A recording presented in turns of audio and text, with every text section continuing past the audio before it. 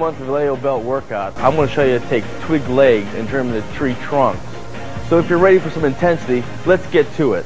A lot of people begin their leg workout with quadriceps, but I believe that weaker body parts should be trained first. So I begin with my calves in standing calf raises. Strict form is the key to this movement. Stretching the muscle fully at the bottom of the rep and slowly raising it all the way up to the top. I also alternate my foot positions in and out on every other set. The toes in stance hit the outer head of the calf, while pointing the toes out hit the inner head of the muscle. 4 sets of 10 and my calves are pumping.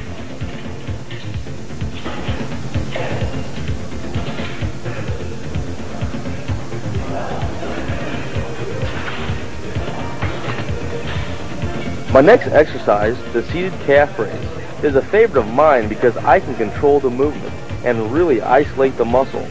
I perform 10 non-stop reps for 4 sets, again alternating my toes in and out.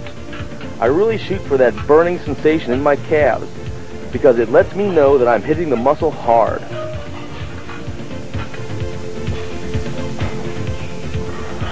After completing each set, be sure to stretch your calves out so that the blood can circulate better.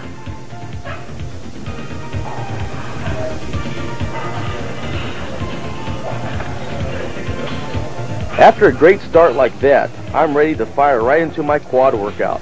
But first, I warm up the muscle with leg extensions. No one can afford to start training heavy without first stretching out and warming up the body part properly.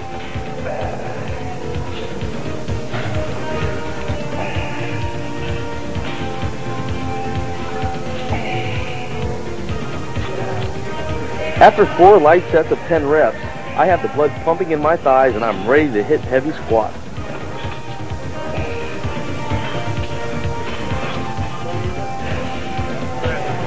The squat is not only the main mass builder for the upper leg, but is also my favorite leg exercise because I love the feeling of power and control while I go heavy. I begin with a stance slightly inside of shoulder width, which allows me to isolate the quadriceps more than the glutes. Notice how I squat down to pass parallel for a full extension at the bottom of each movement. Then I come up slow and balanced without locking my knees at the top, which takes the weight off the muscle and puts it on the knee joints. 5 heavy sets of 10 really gets my quads burning.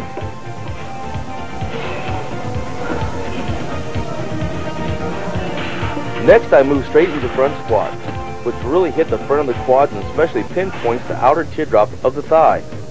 I use a much closer stance with my heels about 5 inches apart. This allows me to really restrict the movement because form is so crucial to the exercise. I concentrate on balancing the bar on my shoulders while descending until my butt hits my heels. Then I power the weight straight up to the top of the rep. After 4 strong sets of 10, I'm ready to completely fry my thighs with the final burnout exercise.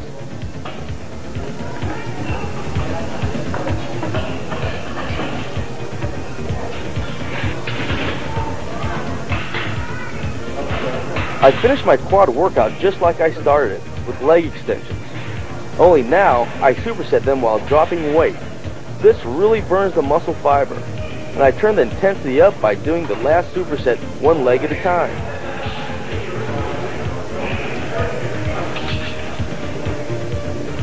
Now that's what I call isolation. Leg extensions are great for shaping and cutting up the quadriceps, and after 3 supersets of 30 reps, my legs are super pumped.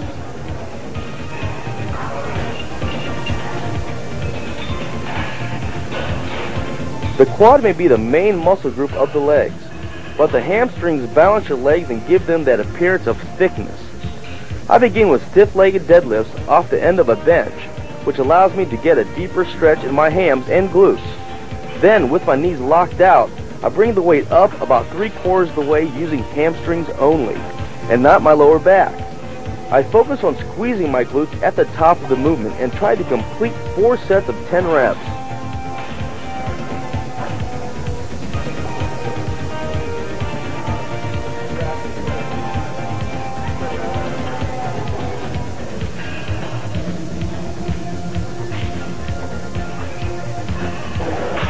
My second hamstring exercise is the lying cable curl. And the main thing I concentrate on in this movement is my foot positioning. I point my toes and point them towards me on the upward motion, which balls my hamstring up like a bicep. Then, I point my toes away from me on the downward motion, which gives me a complete stretch from knees to glute. After 4 sets of 10 reps, I'm ready for my final hamstring exercise. The dumbbell hamstring curl is a unique movement, a lot like flying cable curls, except that it utilizes a dumbbell. Because of this, the motion demands complete control of the weight, all the way to the top of the movement and all the way down. You cannot cheat on this maneuver, because if you do, you'll end up hurting yourself. This really hits the upper hamstring and glute area and is a great finishing exercise.